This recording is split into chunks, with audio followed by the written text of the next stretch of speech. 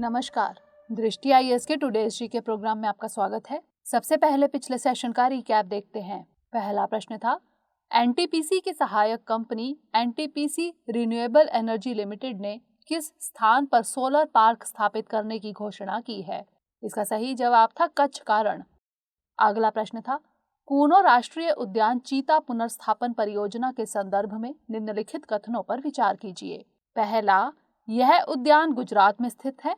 दूसरा, इस उद्यान में चीता पुनर्स्थापन परियोजना के तहत 1 नवंबर को अफ्रीका से 10 चीते लाकर बसाए जाएंगे।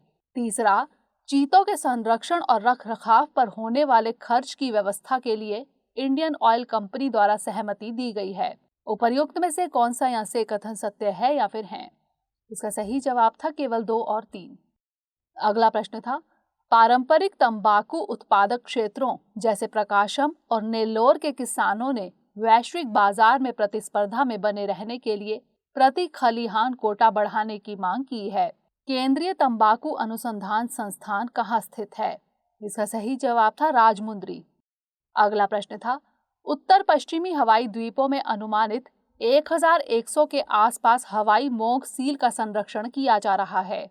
IUCN ने संरक्षण के उद्देश्य से हवाई मोंग सील को किस श्रेणी में वर्गीकृत किया है? इसका सही जवाब था संकटापन्न यानी एंडेंजर्ड। अगला प्रश्न था, किस देश ने अंतरिक्ष के पर्यावरण के संपर्क में लाए गए अंतरिक्ष चावल यानी स्पेस राइस के बीजों से फसल का उत्पादन किया है? इसका सही जवाब था चीन। अगला प्रश्न था, डॉक्टर KL राव सागर पुली चिंतला परियोजना में पानी की कमी के कारण बिजली उत्पादन रोक दिया गया है। यह परियोजना किस नदी पर विकसित की गई है? इसका सही जवाब था कृष्णा।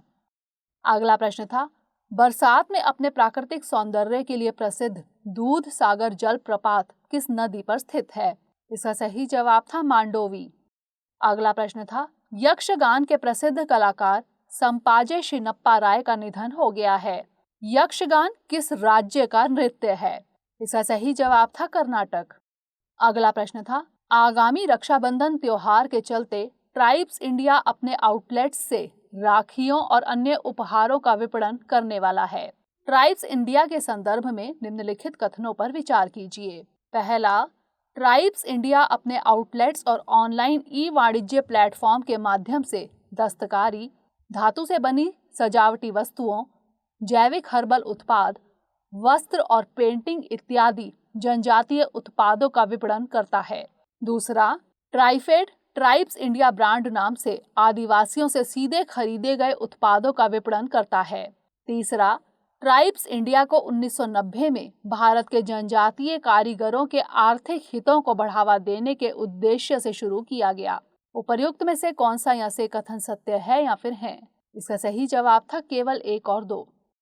अंतिम प्रश्न था, पुरातत्वविदों ने किस राज्य में उत्तर पुरा पाषाण काल के गुफा चित्रों की खोज की है? इसका सही जवाब था हरियाणा। शुरुआत करते हैं आज के सेशन की। सबसे पहले देखेंगे अभ्यास प्रश्न। मध्य एशिया के किस देश ने इजराइल के तेल अवीव शहर में दूतावास का उद्घाटन किया है? संयुक्त अरब अमीरात, सऊदी अरब, ईरान या फिर इराक? इसका सही जवाब है ऑप्शन ए, संयुक्त अरब अमीरात। मध्य एशिया के देश संयुक्त अरब अमीरात ने इजराइल के तेल अवीव शहर में दूतावास का उद्घाटन किया है। कुछ समय पहले ही दोनों देशों ने अच्छे संबंधों की घोषणा की थी। यह कदम मध्य पूर्व के लिए शांति, समृद्धि और सुरक्षा के लिए महत्वपूर्ण मील का पत्थर साबित होगा। आपको बता दें कि 2 सप्ताह पहले इजराइल ने भी संयुक्त अरब अमीरात की राजधानी अबू धाबी में अपने दूतावास का उद्घाटन किया था। तो इस तरह इस प्रश्न का सही जवाब है ऑप्शन ए, संयुक्त अरब अमीरात। हमारे वीडियो अंग्रेजी में देखने के लिए फॉलो करें हमारा ही दूसरा यूट्यूब चैनल दृष्टि IAS English.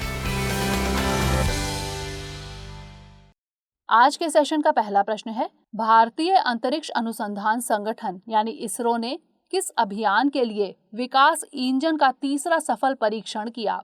Aditya L1, Chandrayaan 3, Mangalyaan 2 या फिर गगनयान? इसका सही जवाब है ऑप्शन डी, गगनयान। भारतीय अंतरिक्ष अनुसंधान संगठन यानी इसरो ने गगनयान अभियान के लिए विकास इंजन का तीसरा सफल परीक्षण किया। विकास इंजन लिक्विड प्रोपेलेंट इंजन है जो गगनयान अभियान को लॉन्च करेगा। गगनयान अंतरिक्ष में मनुष्य को भेजने का इसरो का प्रमुख अभियान है।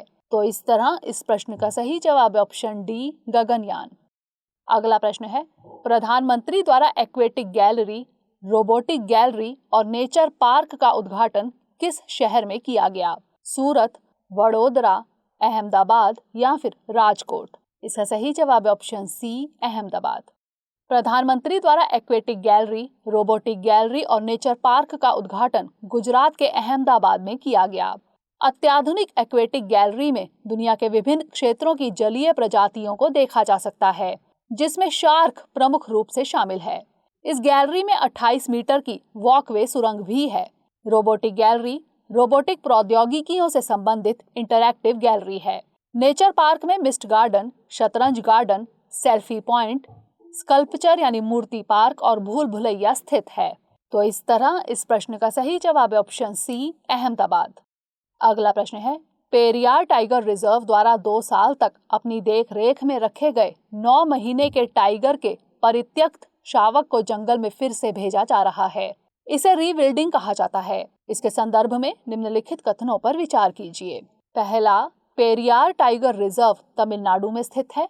दूसरा, वन्यजीव संरक्षण अधिनियम 1972 के तहत राष्ट्रीय बाघ संरक्षण प्राधिकरण यानी NTCA द्वारा निर्धारित दिशा निर्देशों के अनुसार अनाथ या परित्यक्त बाघ शावकों की रीविल्डिंग की जाती है।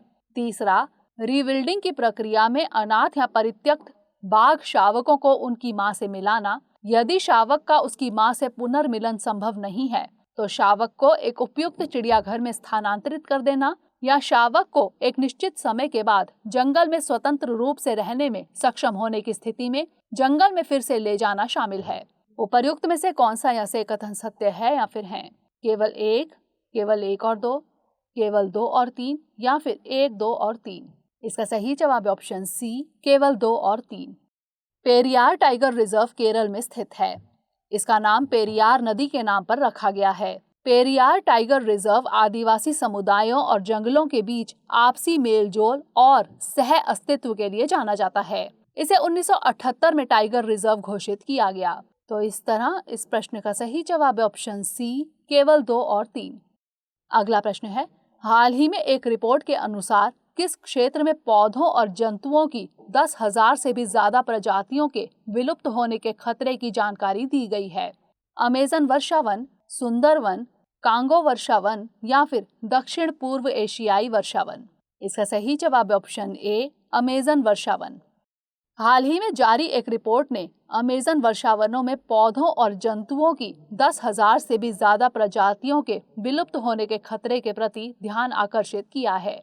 अमेजन वर्षावन दक्षिण अमेरिका महाद्वीप में स्थित है। ये वर्षावन पृथ्वी पर बचे सभी उष्णकटिबंधीय वर्षावनों का लगभग 1/3 हिस्सा है। वनों की कटाई और आग से अमेजन वर्षावनों को काफी नुकसान हो रहा है। तो इस तरह इस प्रश्न का सही जवाब है ऑप्शन ए, अमेजन वर्षावन।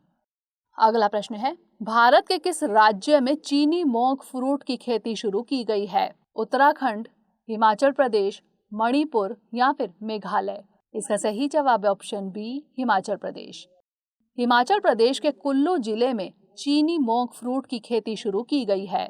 इस फल की खेती करने वाले मोंग के नाम पर इसका नाम मोंग फ्रूट पड़ा। यह फल अपनी मिठास के लिए जाना जाता है और यह एक गैर कैलोरी वाला प्राकृतिक स्वीटनर है। मोंग फ्रूट मूल रूप से चीन में उगाया जाता है। तो इस तरह इस प्रश्न का सही जवाब है ऑप्शन बी, हिमाचल प्रदेश। अगला प्रश्न है, असम के कछार जिले को किस कार्य के संचालन के लिए नेशनल सिल्वर स्कॉच अवार्ड दिया गया है? स्वच्छता अभियान, पोषक उद्यान परियोजना, कोविड-19 टीकाकरण या फिर नशा मुक्ति अभियान? इसका सही जवाब है ऑप्शन बी, पोषक उद्यान परियोजना। असम के कछार जिले को दीनाथपुर बगीचा गांव में पोषक उद्यान परियोजना के संचालन के लिए नेशनल सिल्वर स्कॉच अवार्ड दिया गया है। इस परियोजना का नाम पुष्टि निर्भोर है। इस प्रोजेक्ट के तहत दीनाथपुर बगीचा गांव में लोगों के घरों में पोषक उद्यान स्थापित किए गए। इस प्रोजेक्ट का उद्देश्य कोविड-19 महामारी के दौरान ग्रामीणों को आत्मनिर्भर बनाना था। तो इस तरह इस प्रश्न का सही जवाब है ऑप्शन बी, पोषक उद्यान परियोजना। अगला प्रश्न है, प्रधानमंत्री नरेंद्र मोदी ने रुद्राक्ष कन्वेंशन सेंटर का उद्घाटन किया है। यह सेंटर कहाँ स्थित है? प्रयागराज, वाराणसी, मथुरा या फिर आगरा?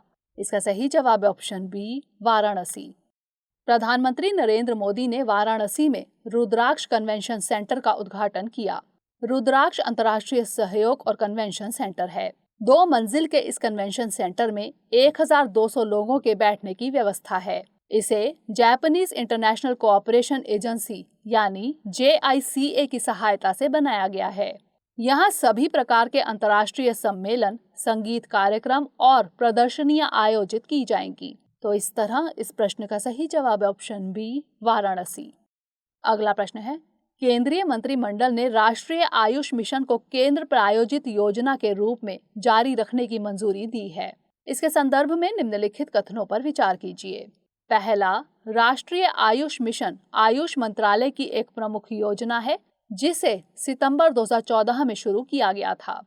दूसरा, इस योजना का मूल उद्देश्य आयुष सेवाओं के माध्यम से आयुष चिकित्सा प्रणालियों को बढ़ावा देना, शैक्षिक प्रणालियों को मजबूत करना तथा आयुर्वेद, सिद्ध, यूनानी और होम्योपैथी दवाओं के गुणवत्ता नियंत्रण को लागू करना है। तीसरा, केंद्रीय मंत्रिमंडल ने इस योजना को मार्च 2025 तक जारी रखने की मंजूरी दी है। उपर्युक्त में से कौन सा यहाँ से कथन सत्य है या फिर है? केवल 1, केवल 1 और 2, केवल 2 और 3 या फिर 1, 2 और 3? इसका सही जवाब है ऑप्शन बी, केवल 1 और 2। केंद्रीय मंत्रिमंडल ने राष्ट्रीय आयुष मिशन को केंद्र प्रायोजित योजना के रूप में वर्ष 2026 तक जारी रखने की मंजूरी दी है। इस अवधि के दौरान इस मिशन पर 4607.30 करोड़ रुपए खर्च किए जाएंगे। यह योजना 1 अप्रैल 2021 से 31 मार्च 2026 तक जारी रहेगी। तो इस तरह इस प्रश्न का सही जवाब है ऑप्शन बी, केवल 1 और 2। अगला प्रश्न है, राज्यसभा में सदन के नेता के रूप में किसे नियुक्त किया गया है? थावरचंद गहलोत, पीयूष गोयल, अनिल बलूनी या फिर मुख्तार अब्बास नकवी? इसका सही जवाब है ऑप्शन बी, पीयूष गोयल। पीयूष गोयल को राज्यसभा में सदन के नेता के रूप में नियुक्त किया गया है। गोयल केंद्रीय वाणिज्य और कपड़ा मंत्री हैं। पूर्व केंद्रीय मंत्री थावरचंद गहलोत इस पद पर थे। थावरचंद गहलोत को कर्नाटक का राज्यपाल नियुक्त किया गया है। तो इस तरह इस प्रश्न का सही जवाब है ऑप्शन बी, पीयूष गोयल। अंतिम प्रश्न है, विश्व युवा कौशल दिवस कब मनाया जाता है? 14 जुलाई, 15 जुलाई, 16 जुलाई या फिर 17 जुलाई? इसका सही जवाब है ऑप्शन बी, 15 जुलाई। विश्व युवा कौशल दिवस 15 जुलाई को मनाया जाता है। 2014 में संयुक्त राष्ट्र महासभा ने 15 जुलाई को विश्व युवा कौशल दिवस के रूप में मनाने की घोषणा की थी। युवाओं को रोजगार, अच्छे काम और उद्यमिता के कौशल से पारंगत करने के उद्देश्य के साथ इस दिवस को मनाया जाता है। तो इस तरह इस प्रश्न का सही जवाब है ऑप्शन बी, 15 जुलाई। अब नोट कर लेते हैं आज का अभ्यास प्रश्न। भारत ने पेरिस समझौते के अनुसार 2030 तक कितने प्रतिशत कार्बन उत्सर्जन को कम करने का लक्ष्य रखा है? 30%, 31%, 32% या फिर 33%? इसका उत्तर हमें कमेंट सेक्शन में जरूर भेजिएगा। अगले सेशन में नए प्रश्नों के साथ मिलेंगे। तब तक के लिए पढ़ते रहिए एंड स्टे सेफ।